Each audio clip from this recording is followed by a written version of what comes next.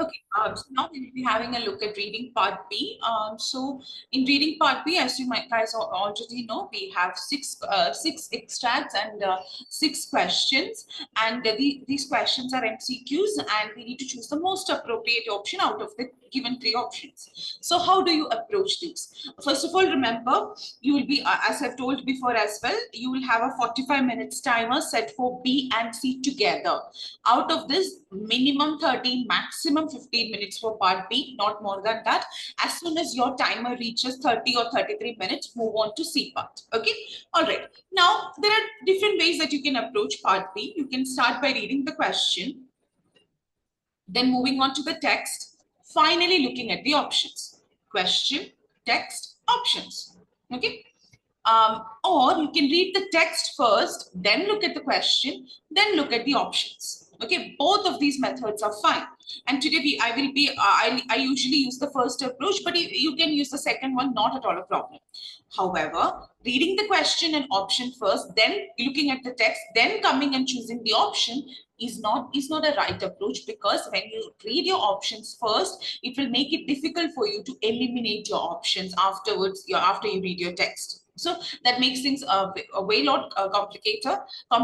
So always I either go with the first approach or the second approach. And today we will be applying, we will be starting with the question, then we'll look at the text, then we'll look at the options. Which is I think a pretty, it is the best approach that you can utilize for part B. So let's move on to the first question for today. Here we go. 1 second. Let me just align the screen so it's visible. Yeah. Yeah. Perfect. Okay. So Surya, can you unmute yourself and read the first question for me, please? Yes. The purpose of this guideline on the use of an anesthetic gas is to. So we need to figure out what about the guideline. We need to figure out the guideline. What about the guideline? What about the guideline? Look at the question.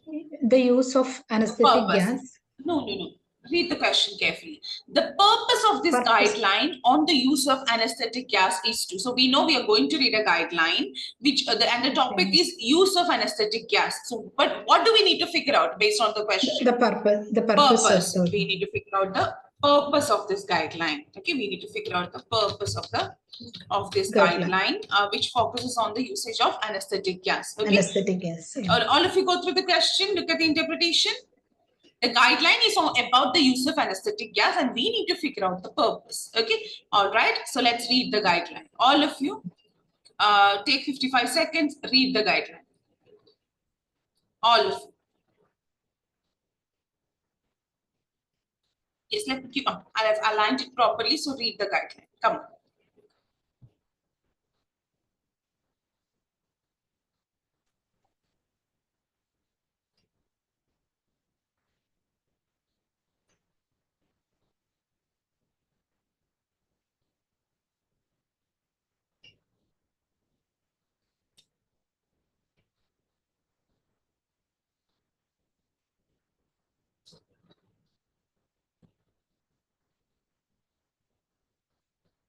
Okay.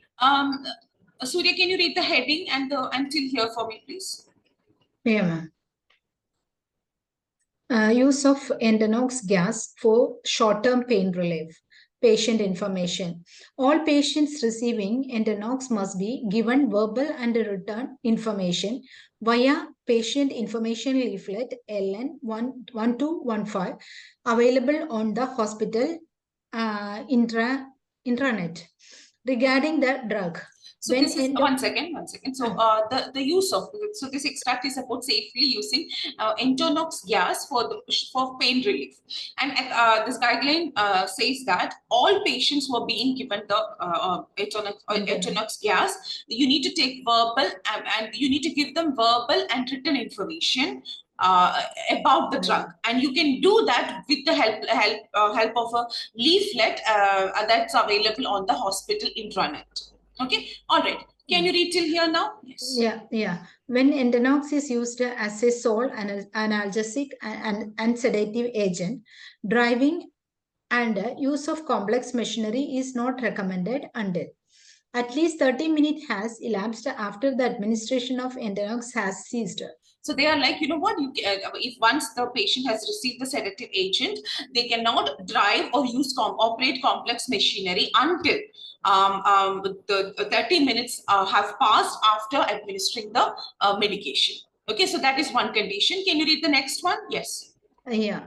The healthcare professional has assessed that the patient has returned to the normal mental status, that is, oriented to time and place. So, or the patient cannot drive or use complex machinery until the health professional has evaluated the patient and ensured that the patient has returned to normal mental status, that the patient is oriented to time and place. Next point.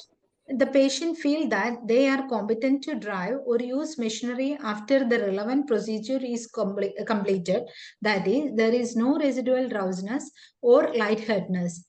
Okay, so they're like, you can once you've administered Entonex as the only analgesic or sedative agent, the patient can only drive or use complex machine until the patient themselves feel that they are competent, they are capable to drive and use machinery after the completion of the procedure. That is, they feel like, okay, they are not drowsy, there is no lightheadedness or anything like that. Okay, so only under these three conditions that the patient is allowed to drive or use complex machine. They have to wait 30 minutes after the administration. The healthcare professional has assessed the patient and ensured that they are oriented to time and place, and the patient themselves feel that they are capable to drive or use machinery after the procedure is done. Now, last sentence. Okay. Additional care is needed when Entonox is administered to a patient who has been given associated medication. Now, so far they were talking about giving Entonex as a sole medication. What if the patient has taken some other related medication? Then you need to take extra care. Extra care while administering. When additional care is needed, when Entonex is given to a patient who has been given related medication. So you need to take extra precaution when you give Entonex to other patient to a patient who has taken related medication. All of you go through it. Come on. You need to give verbal and written information. And these are the three scenarios where the patients are allowed to drive or use complex machinery. And if the patient has also taken some other medication related to it, they need to be given additional care. Okay, all right. So now let's figure out the purpose. Surya, can you read each option with the question, because this question is an incomplete one. This one does not end in a question mark. Go ahead, Surya. Yes, ma'am. The purpose of this guideline on the usage of anesthetic gas is to emphasize the importance of patient safety during its administration.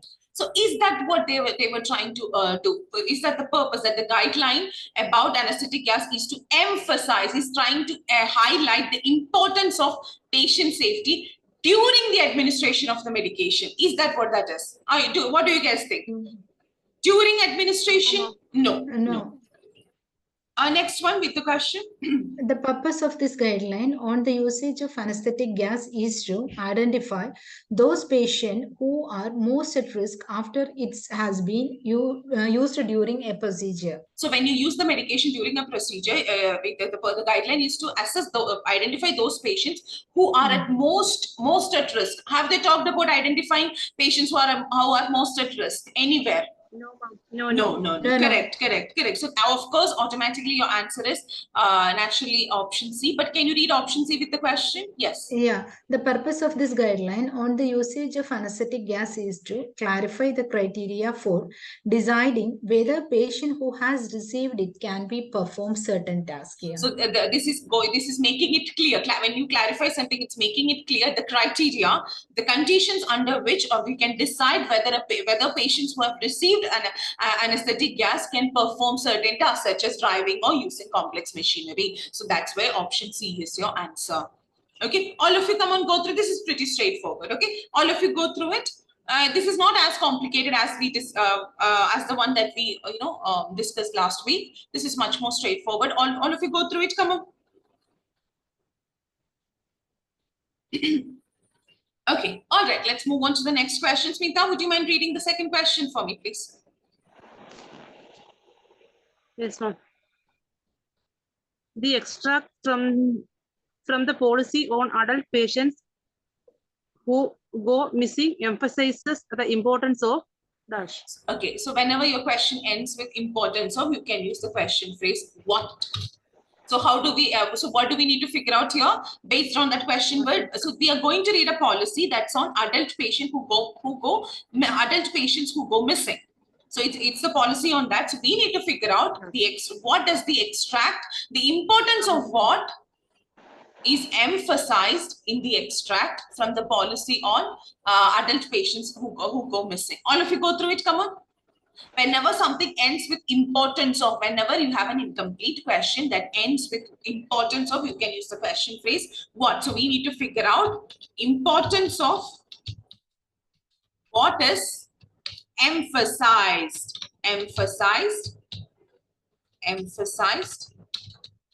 in the extract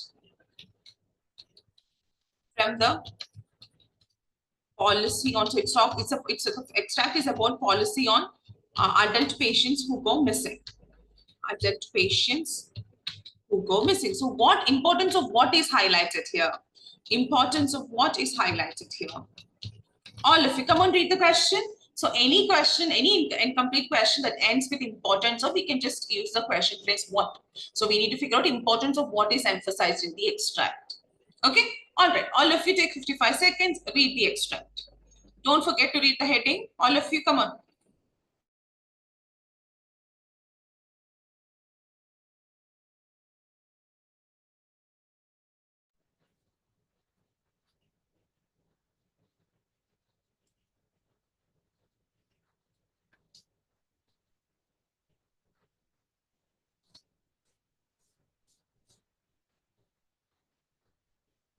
Okay, Smita, can you read the heading until here for me, please? Yes, ma'am. Adult missing patient policy. Yeah. An assessment on admission may determine whether the patient has confusion, memory problems, depression, and or in a risk to themselves. These are all indicators of an increased risk of them going missing from hospital. So adult missing patient policy. So this extract talks about policy where when an adult patient goes missing. So the first sentence says that an assessment on admission, evaluating the patient on admission may help us understand whether the patient has confusion, memory problems, depression, or whether the patient is at risk to themselves. All these symptoms are indicators of an increased risk of them going missing from hospital. So when you bring the patient, when you are admitting the patient itself, we need to assess the patient to see whether the patient has these problems, because they indicate that the patient may be at increased risk of going missing from hospital. Okay, all right. Now next two sentences till here, Asmita. Yeah. This assessment should include any previous history and or patterns of going missing and should be completed in collaboration with the patient and or input from family or a designed contact. Patients whose mental status may change rapidly due to their medical condition may require repeated risk assessments over a day. Okay, all right. So they are like, so this assessment, so we need to assess the patient on admission to check for these problems. These assessments should include the previous history of the patient going missing or previous patterns of patients going missing. And this assessment should be completed in collaboration by working together with the patient or by taking the input from the patient's family or a designated contact or somebody whom you are contacting for the patient, whom they have assigned as a contact person for the patient. So when you admit the patient, you need to carry out the assessment to see whether the patient is confused, whether the patient has memory problems, whether the patient is in depression or is at risk of harm, risk to themselves, because all these indicate an increased risk of patient going missing from hospital. And you need to this assessment should include any previous history of patient going missing, and you need to complete this with by working together with the patient or by working together by taking input or opinions from the family or a designated contact, means somebody, a contact person for the patient. Okay, so working together with the patient, their family, or somebody that is assigned for as a contact for the patient, you need to work together with them and collect this information. Now, patients whose mental health status may change rapidly due to, so if the patient has a medical condition that can cause their mental health status to change quickly, you may need to assess them again and again over the day, throughout the day, because they have a medical condition where their mental status can change rapidly. Such patients need repeat assessments throughout the day. Okay, all right. Smita, if it's okay, can you read till the end now?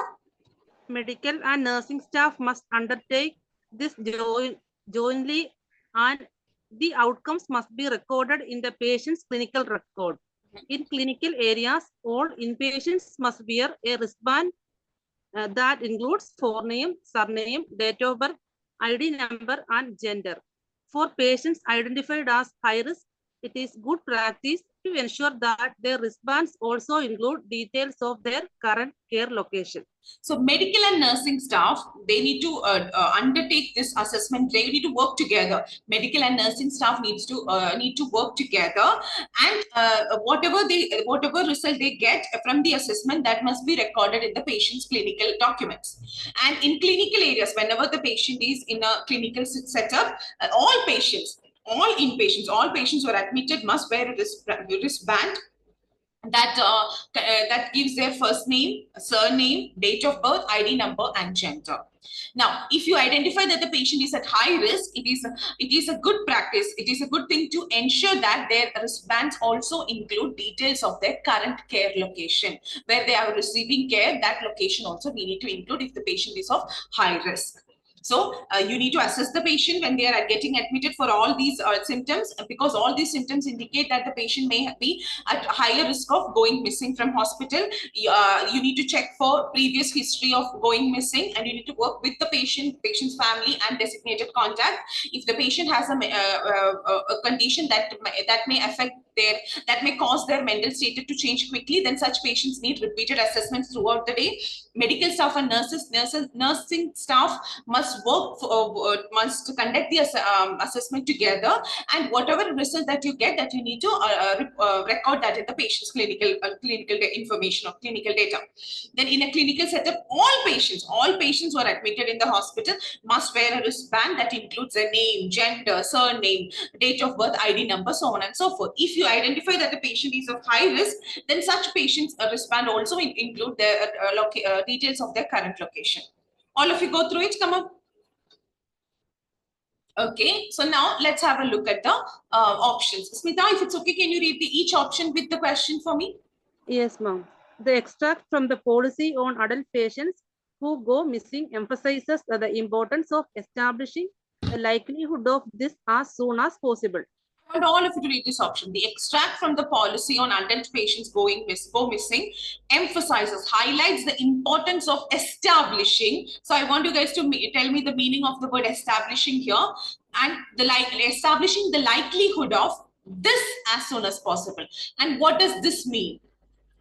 Come on, what does establishing mean here? Here, what does establish mean? Finding out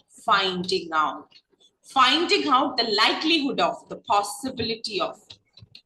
Likelihood means possibility of this. What does this mean? This as a find out the possibility. Patient policy. The policy. No. Do we find out the policy? You find out the possibility of patient going missing as soon as possible. So does the extract highlight the importance of finding out whether the patient has a possibility of going missing as soon as possible? What do you guys think of that? Okay, next option, Smita. The extract from the policy on adult patients who go missing emphasizes the importance of enabling staff to visually identify patients at most risk of this. So are they asking that, are they mentioning that we need to help the staff to visually identify patients at most risk of this? We need to, so is that the fact that's being emphasized here? The importance of enabling staff to visually identify patients at most risk of this. This again means going missing. Have they said that we need to enable the staff to identify the patients who are at most risk of going missing visually? What do you guys think of that? Come on. No. No, why no? Because they have told all inpatients Only, should, yeah. all inpatients, not just the patients who are at risk. All inpatients should wear identity band. So it's not just one patient. So we can reject option B. Now, can you read option C for me, Smita? Yes, ma'am. The extract from the policy on adult patients who go missing emphasizes the importance of working with relatives in order to locate patients who have done this. Who have done this also? Have they told that, you know, have they highlighted the importance of working with relatives to locate the patients who have done this, who have gone missing? Have they said that you need to work with relatives to locate the patients who have done this? No, ma'am. No, ma'am, it's only No. So what is the answer? Option A. Why option A is the answer? You need to find out the possibility of patient going missing as soon as possible. See, on admission, as soon as you admit them, you need to figure this out. Come on, all of you, Smita, Surya, Princey, Asma, others, Jose, Steffi, Anmol, go through it. Come on. Why is option A correct? Yes, B is wrong, C is wrong. We eliminated it. Of course, A is the answer. That's fine. But why is that? Because they have told us. So according to the extract, it has emphasized the importance of finding out the possibility of the patient going missing as soon as possible. That's why they have given an assessment on admission may determine. So that means you need, as soon as you admit the patient, you need to carry this out. So that means you need to figure out whether the patient has a chance of going missing as soon as you admit them. So that's why A is the answer. Okay, all of you, are you clear? Did I convey myself clearly here? Yes, ma'am. Okay, you might feel A, B, and C are the answers. They are not. Okay, so no, they have asked us, you know, when you take history, you need to work with relatives, not to locate the patients when the patients have gone missing. They have told us all patients need to wear a wristband so everybody can see. But they are not talking about only the patients who are at risk. No, all patients should wear the band. So B is wrong. So A is the answer because the first sentence assessment we need to be carried out when the patient is admitted. So as soon as you get the patient, you need to do this. So that's why A is the answer. Let's move on to the third question. Princey, would it be okay for you to read the third question for me, if that's fine? Yeah. Unmute yourself if you're speaking. Yes. Okay. Steffi, would you mind reading the third question for me, if that's okay? Yeah. The email about just in the case box includes information on. So all of you read the question. The email. So that means we are going to read an email about just in case boxes. Includes information on. So we need to find out. What do we need to find out? Information about something. Information on what? So what information is included? What information or information about what is included? What information is included?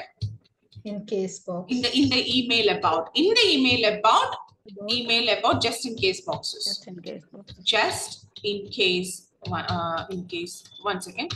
Just in case boxes.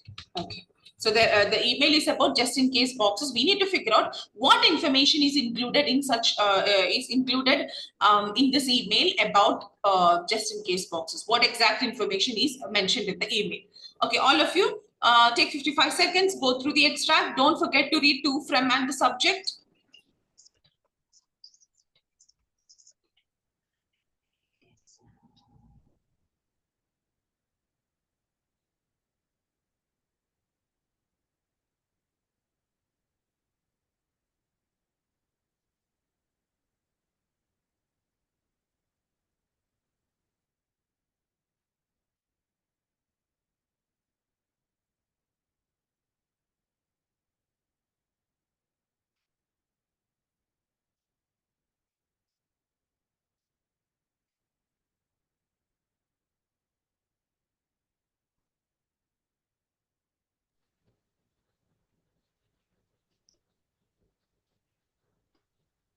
Okay, all right. Steffi, can you read to, from, subject, until here for me, please?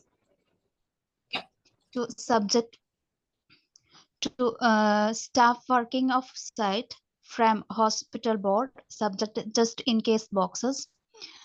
Like my area nationally, we are now developing a system of just in case boxes to support and anticipatory prescribing and access to palliative care medication for the patients with common symptoms in the end of life phases. Example, pain, agitation, breathlessness, and nausea. So this is an email sent to staff working off-site. People who are not working on-site are there off-site from hospital board, and the subject is about just in case boxes. Okay, so this is an email sent for staff who work outside the hospital, and it's about just in case boxes. So now they are like many areas nationally, like many other hospitals nationally, we are now, this hospital is also developing a system, coming up with a system of just in case boxes to support, to help anticipatory prescribing. Anticipatory prescribing is like, that something might happen, and in anticipation of that, in expectation of that, they're prescribing something. So that's called anticipatory prescribing. And access to palliative care medication for patients with common symptoms in the end of life phase, example, pain, agitation, breathlessness, and nausea. So anticipating that patients who are at the end of life phase, who are in the palliative stage of their, end of life stage of their this one, they might develop these symptoms and may need medications. They are coming up with something called just in case boxes, which will have these medications that they might need when they experience these symptoms. Okay, all right. Next, till here, yes. Adequate quantities of appropriate medication will be prescribed for the patient and stored in a identifiable container, the just in case box in the patient's home. Carriers and patients need to be reassured that the prescribed medication have been prescribed just in case and may not be needed. So they are like, so we are coming up with a system where we can have give anticipatory, expected, thinking of a future situation to come up with a just in case box to prescribe medicines for patients who are at the end of life stage of and they might develop if they develop these symptoms like pain, agitation, and so on and so forth. And they're like in an identifiable box, easily identifiable container. We will add enough quantities of appropriate medications and we'll prescribe this medication for patient, and we'll store in this container, and we'll mark it as just in case box and keep it in the patient's home. And people who are taking care of the patients and the patients themselves need to be assured that the medicines have been prescribed just in case. Just if something happens, just if the patient, just in case if the patient has an issue, only. So that's why we have prescribed this medication and may not be needed, and the patient might not even need it, but just in case if something happens. So we will inform that carers and patients that this medication that we are, that we have placed in your home by marking in a container, identifiable container. These medications are not for giving them all the. No, it's for just in case if something happens. For that we have come up with this, and make sure that you inform that to the patients and carers. Okay. Last sentence, Stephanie. Patient and carers will be provided with the contact phone number to ensure timely access to symptoms assessment and management. So we will also provide patients and their carers a contact number, so they can get access to the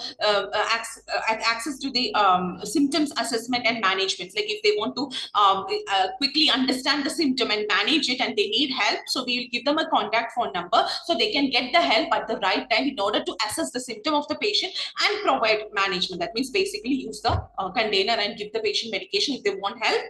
In order for that, we'll give them a phone number that they can use so they receive timely access to the symptom assessment and management. So this is an email sent to all the staff who are working outside the hospital and talking about a system where they're trying to develop just in case boxes in order to support patients who are at end of life phase. And these will include prescribing anticipatory prescribing of certain medications to manage pain, agitation, breathlessness, and nausea among patients. And these medications will be stored in an identifiable container in the patient's home, and the carers and the patient themselves will be informed that these are not medications that they can utilize just in case. just in case if something goes wrong. It's not like they might not need them at all, but just in case something happens. Okay, and the patients and carers will also be given a contact number. They can call and get help to assess the symptoms and provide management at the right time. If something goes, just in case. It's not like for sure something will happen, but just in case. All of you go through it. Come on. Okay. So now, Steffi, can you read the options with the question for me? Each option with the question.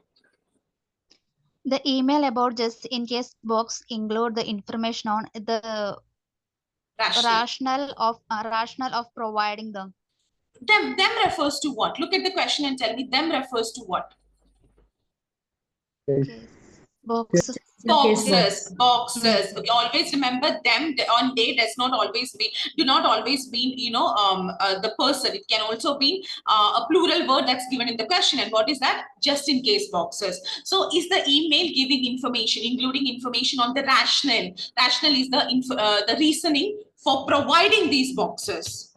Have they given the reasoning for providing these boxes? What do you guys think? Can that be the answer? There is, ma'am. There is a possibility, can be. But let's understand the other options. Steffi, can you read option B and C? The email about just in case of boxes include information on a change in policy regarding them. Have they mentioned have they mentioned any change in policy? No, ma'am. No. This is a new development. This is not, there is nothing has changed. So next option. The email about the just in case box include information on some concern raised about the. Did they say that some concerns have been raised about the just in case boxes? Nothing. No, right? So basically it's giving the why.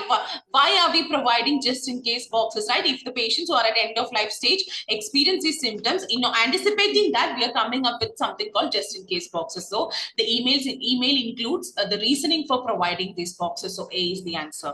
Pretty straightforward. All of you go through it. And remember, whenever you think about they, them, these, and all, something it can mean a person as well as a thing. So you need to be very careful. Okay. All right. Now let's move on to the fourth question for today. Surya, can you read the fourth question? Yes, ma'am. The guidelines on summoning clinical assistant stresses the importance of. I just told you earlier, importance of means importance of what? And remember, summoning means when you summon something, you're getting or asking for something or requesting. That's what it means. Okay, when you summon someone, you're asking them to come here. When you summon for some assistance, you're requesting for assistance. Okay, so the guideline. So we are going to read a guideline which focuses on getting clinical assistance. Okay, it stresses the importance of what? So we need to figure out the importance of what? The importance of what is stressed. Stressed means emphasized. In the guideline. Importance of something is stressed in the guideline, which focuses on getting clinical assessment. So what is that stressed aspect? What the importance of what is being highlighted in the guideline? So all of you take 55 seconds, go through the guideline.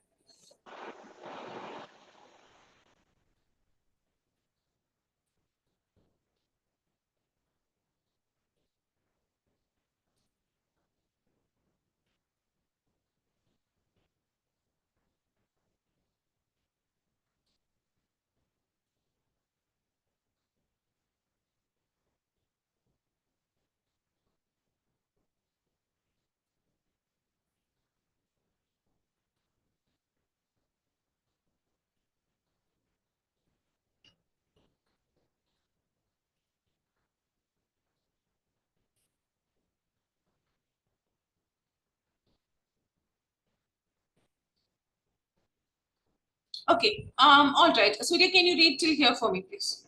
With the heading. Yes, ma'am. Yeah. Summoning the clinical assistance. If someone is found collapsed, not breathing normally, or require urgent medical assistance, dial 2222 straight away and ask for the cardiac arrest team. And this may involve leaving the person alone.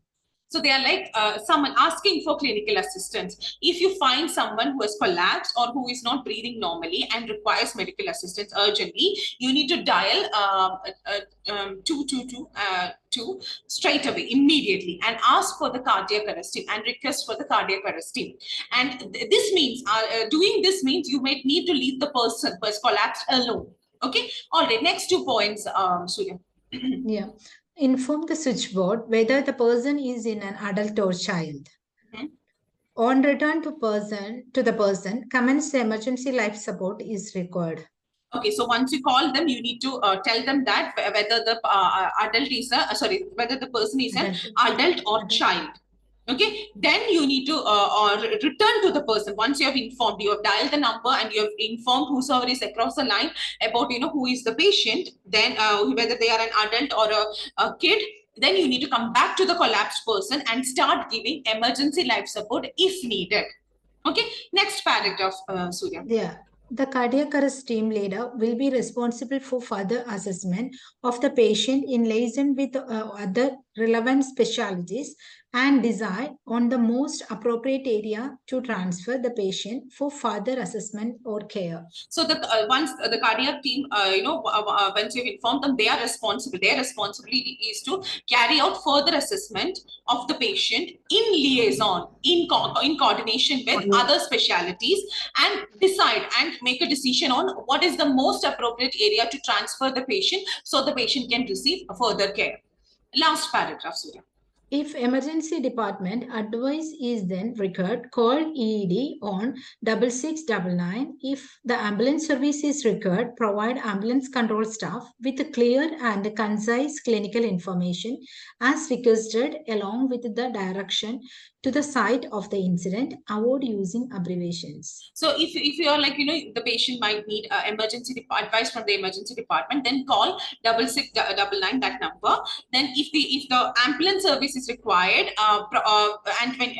give the ambulance control staff clear and straightforward clinical information as they ask for, and along with directions to the site of the incident, and make sure not to use abbreviations, not to use short forms. So this is all about asking for requesting or asking for clinical or getting clinical assistance. If you find somebody who has collapsed or not breathing properly, you need to dial 2222 and immediately and ask for the cardiac arrest team. That means you might need to leave the person alone. And once you inform the switchboard, that is in the telephone, when you call, once you inform, once you talk to them, you need to inform that whether the patient is an adult or a child. Then you need to come back to the collapsed person, and if they need, you need to give life support, emergency life support.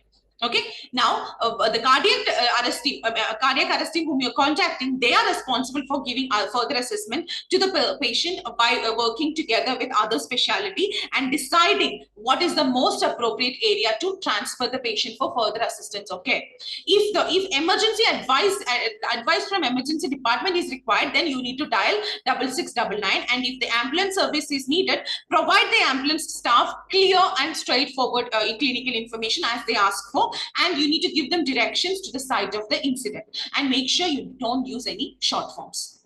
Okay, pretty straightforward. So, okay, so can you read each options for me, please, with the question? Yeah.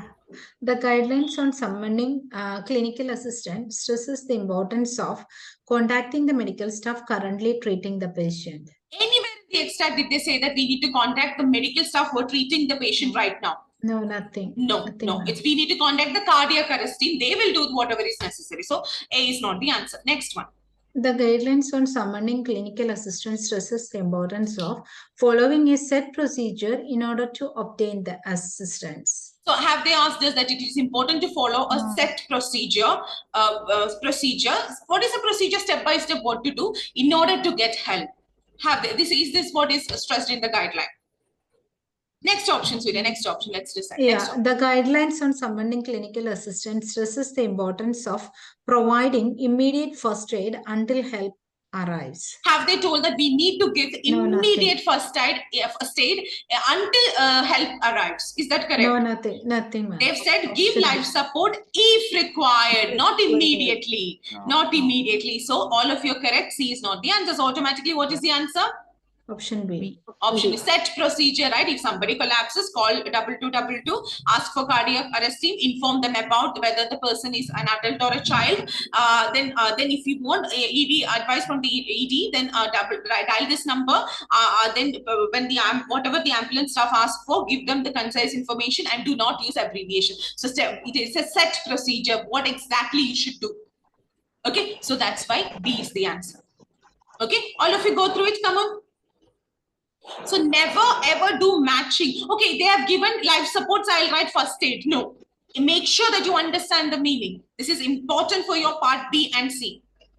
Okay, never ever match anything. Okay, this word is in the text, so this phrase is also in the option, so that's the answer. No, that is wrong. Understand the meaning. Here the answer is option B. Now let's move on to question number 5. Smita, can you read the question for me, please? Yeah. Yes, ma'am. The purpose of the extract from the policy on seasonal influenza management is to.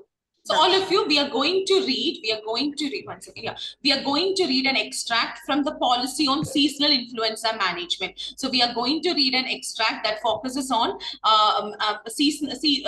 policy on seasonal influenza management. We need to figure out the purpose of that policy. So we need to figure out the purpose of the extract. The extract is about seasonal influenza management. When you read such an extract, you need to figure out the purpose of the extract. Okay, all of you take 55 seconds, read the extract.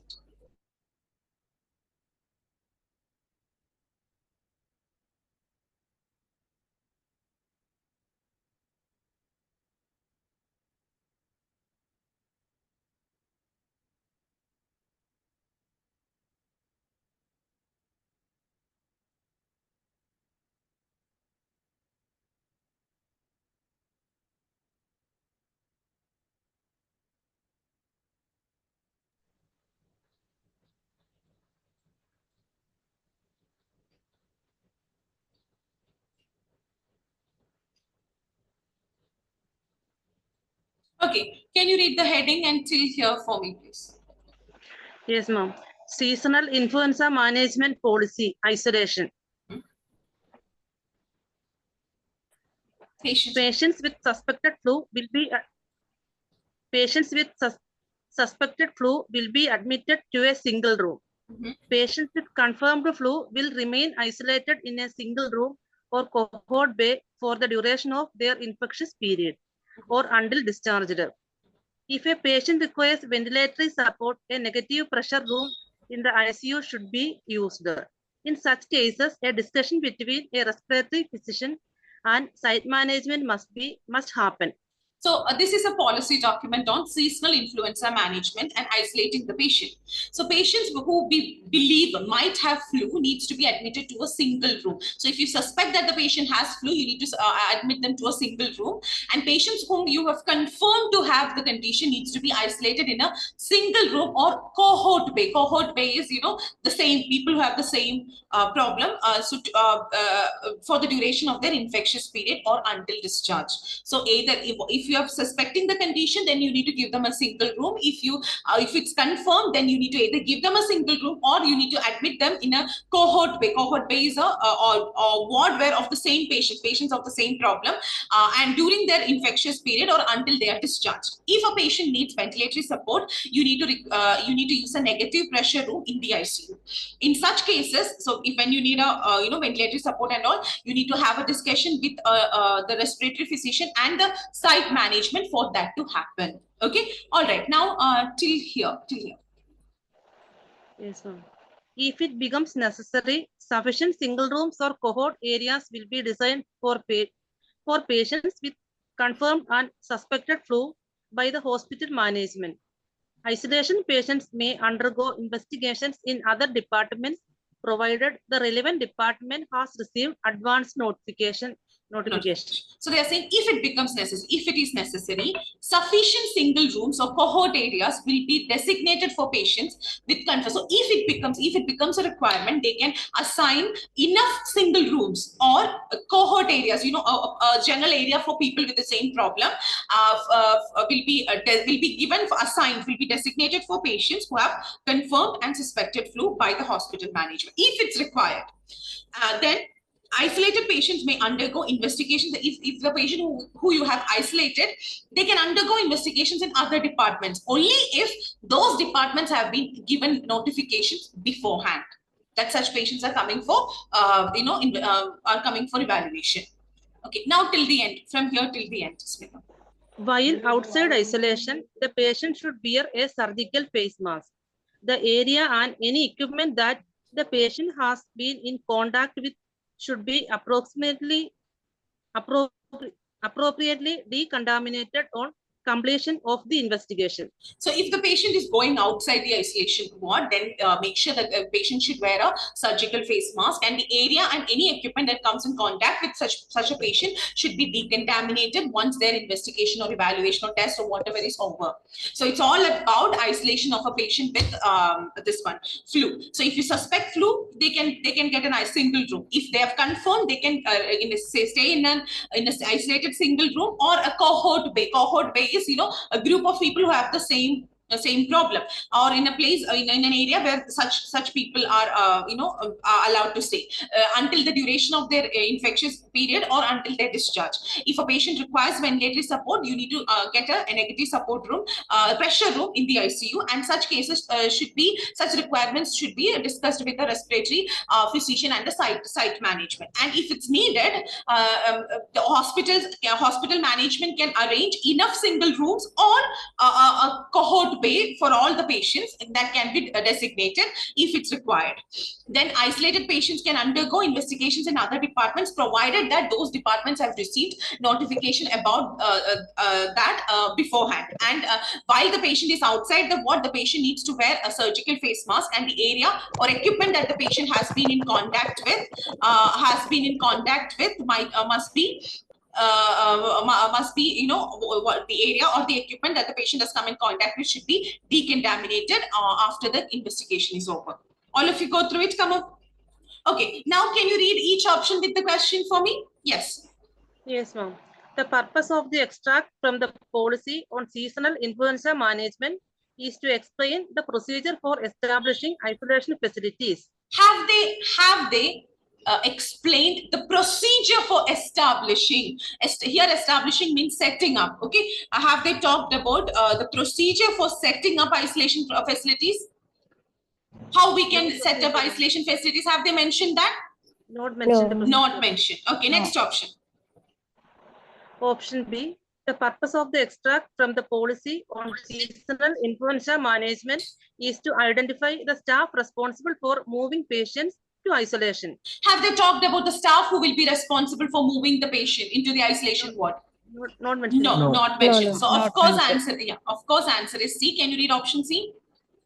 Yes, ma'am. Option C. The purpose of the extract from the policy on seasonal influenza management is to outline the procedures for the care of patients in isolation. They've explained the procedures for caring for the patients in isolation, right? If they need ventilatory support, what to do. If they need, if they want to go for another wards for checkups, what to do. If the patient goes outside the isolation ward, what to do. So they have explained as the procedures for taking care of patients in isolation.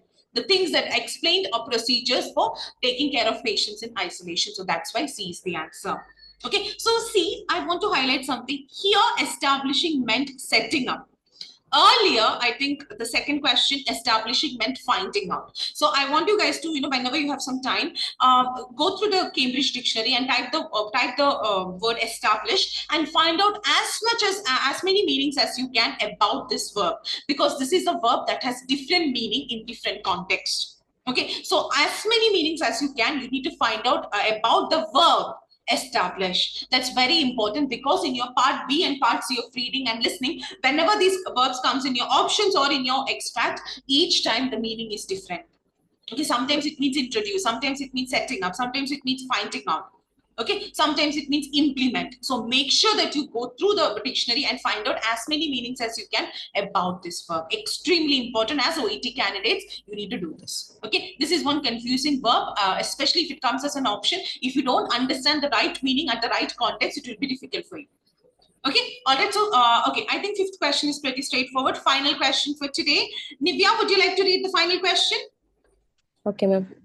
The extract from a pulse oximeter manual includes a reminder that the device. So this we are going to read from the question. We know we are going to read an extract from a manual about pulse oximeter. What do we need to find out?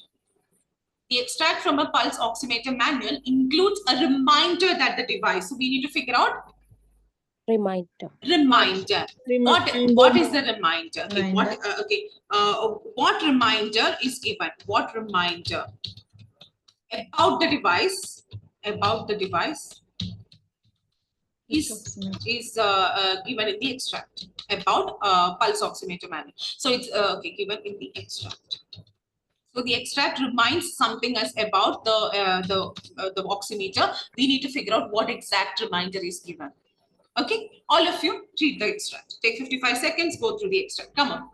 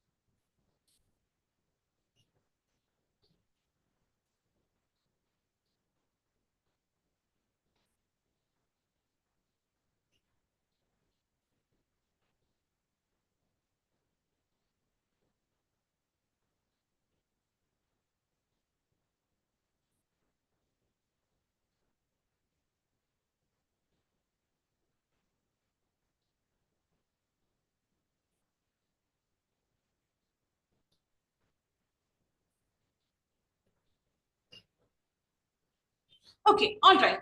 Nivya, can you read the heading until here for me, please? Okay, ma'am. Pulse oximeter manual recharging the battery. When new and charged to full capacity, the oximeter's internal battery provides at least 5.5 hours of continuous operation at normal temperatures. A low battery message appears when 5 to 15 minutes of battery operation remain. When the alarm message connect unit to line power appears during operation on battery power, and audible alarm sounds and the oximeter automatically shuts off in approximately 10 seconds. Okay, so this extract is about pulse oximeter manual and recharging the battery of such a device. The first sentence says that when the device is new and it's charged to full capacity, when the device is new and it has full charge, the internal battery provides at least 5.5 hours of continuous operation at normal temperature. So if it's a new device and if it's charged fully, then we can use it continuously for 5.5 hours at a normal temperature. And you might see a low battery message appearing when 5 to 15, when you can there is still 5 to 15 minutes more time. Okay, one second. Okay, so when you get a low battery message appears in the device, that then you will have around 5 to 15 minutes more 5 to 15 minutes remaining time to operate the machine. That means within the 5 to 15 minutes you need to start charging, because before that only the low battery message will appear.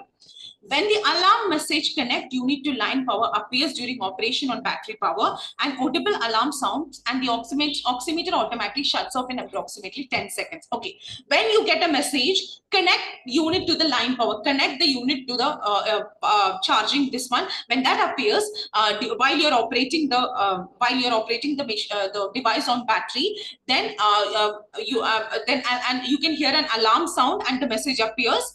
Then the oximeter will shut down in 10 seconds. Okay, so when the connect unit to line power, that message appears on the device, that means the device is going to shut off in 10 seconds. Okay, so the first paragraph is all about when it's new and fully charged, you can use it for 5.5 hours. When a low battery message will appear before 5 to 15 minutes of operation time is remaining. Okay, then when if you get this message, connect unit to line power, connect unit to the charging point, when that message appears, it means that the device will shut off in approximately 10 seconds. Okay, all right. Now can you read till here, Nivya? Okay, important. To prevent permanent loss of capacity, recharge a discharged battery within 8 hours after the low battery message is displayed. To recharge, plug the oximeter into the AC power supply approximately 8 hours for 100% capacity. So they're like, it is important to note that in order to prevent permanent loss of capacity, permanent damage, permanent loss of capacity, you need to recharge a discharged battery within 8 hours after the low battery message is displayed. So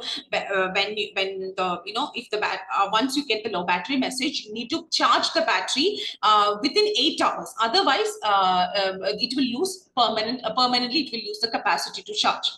Now, in order to charge the battery, you need to plug the oximeter into the AC power supply, into the power supply board.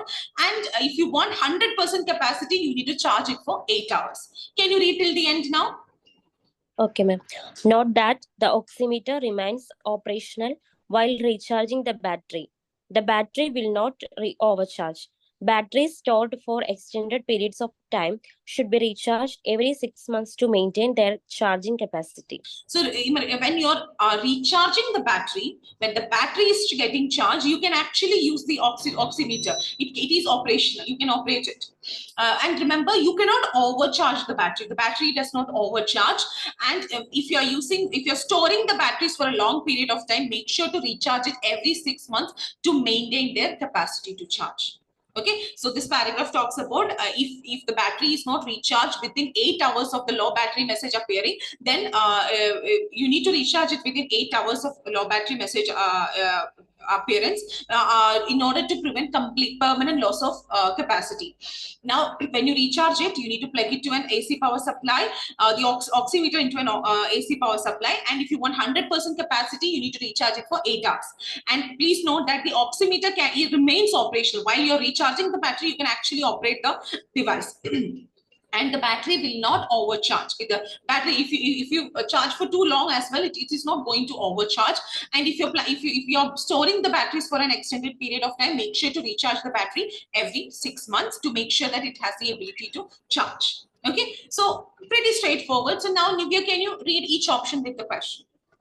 Okay, ma'am. The extract from the pulse oximeter manual includes a reminder that the device may stop working without warning in some circumstances. Did they say that the device can stop working without any warning in certain situations? No, that's not said. Okay, either a low battery message will appear. Sometimes, the message to, if 10 seconds before shut off the current, you to line power message will appear. They never said no warning will be given. That's not said. So A is not the answer. Next option. The extract from a pulse oximeter manual includes a reminder that the device may still be used when its internal power supply is unavailable. What do you guys think of that? You can use the device even when the internal power supply is unavailable. What is an internal power supply? The battery is not available. Even then, the device can be used. What do you guys think? Okay, next option, Nivya. The extract from a pulse oximeter manual includes a reminder that the device may be irreparably damaged if it is left to recharge for too long. If you charge it for too long, it will become permanently damaged. It may be permanently damaged. Have they said that? No, they said an overcharge will not happen. So that's why C is not the answer. So that means answer is B. Why is B? See this sentence. The oximeter remains operational while recharging the battery. So when you're recharging that means when the battery is not available, even then it's operational. That means when you're recharging the battery, you can actually operate the device. We can so that's why answer is B. Includes a reminder that the device may still be used, can be used. It's operational when its battery is unavailable. See this one. While you're recharging the battery, when you're recharging the battery, the oximeter can be operated. So that's why B is the answer. All if you go through it, come on. Go through it.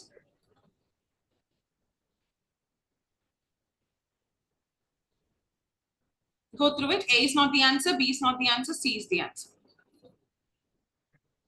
Okay, all right. Something that cannot be overcharged will not become damaged if you charge it for too long. They've clearly said it cannot be, it will not be overcharged. Too much charge will not, that won't happen.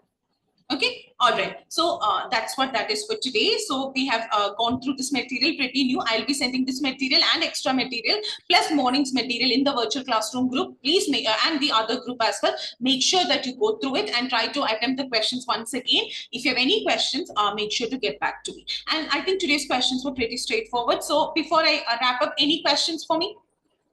Okay.